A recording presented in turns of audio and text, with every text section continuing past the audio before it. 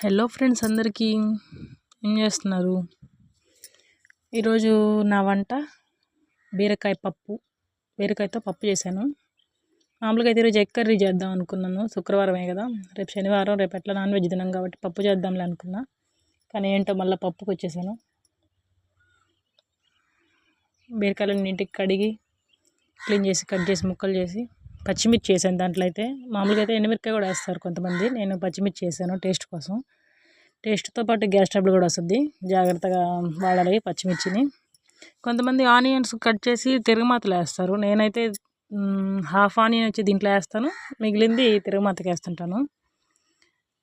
మీలో కూడా కొంతమందికి ఇలా అలవాటు ఉందా? నాకైతే ఫస్ట్లో అలవాట్లేదు, ఈ ఊరికి వచ్చాక ఇట్లా చేసుకుంటే బాగుంటుంది కర్రీ అని చెప్పారు, అందుకని ఇలా చేస్తాను.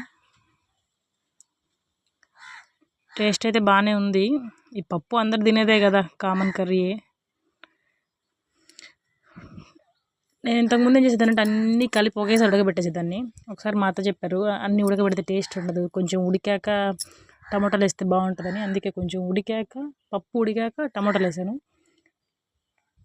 టమాటాలు అన్నీ ఉడికాక కొంచెం చింతపండు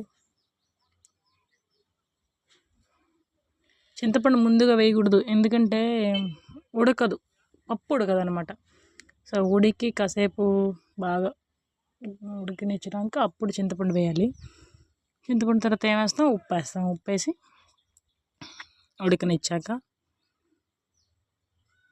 దింపుకొని పప్పు ఏమంటారు, ముద్దకం, ఇక్కడ ముద్దకం అంటారు, కొంతమంది అయితే పప్పు గుత్తి అంటారు, మేము అన్ని విలువలేండి ముద్దకం అంటాం. తిరగమాత వేసేస్తే ఆడికి కూర కంప్లీట్ అయిపోద్ది. సరే, నేనైతే మీకు ఒక విషయం చెప్పాలనుకుంటున్నాను.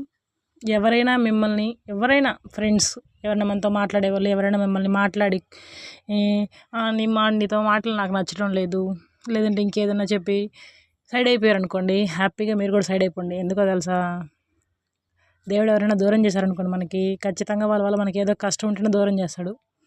కాబట్టి హ్యాపీగా వాళ్ళు దూరం అయిపోయారని సంతోషంగా ఉన్నాడు, అంతేగాని అయ్యో దూరం అయిపోయారే మనమే వెళ్ళి మాట్లాడదాం అవన్నీ సుత్తిపోయిన ప్రోగ్రామ్స్ అన్నీ పెట్టుకోబాకండి.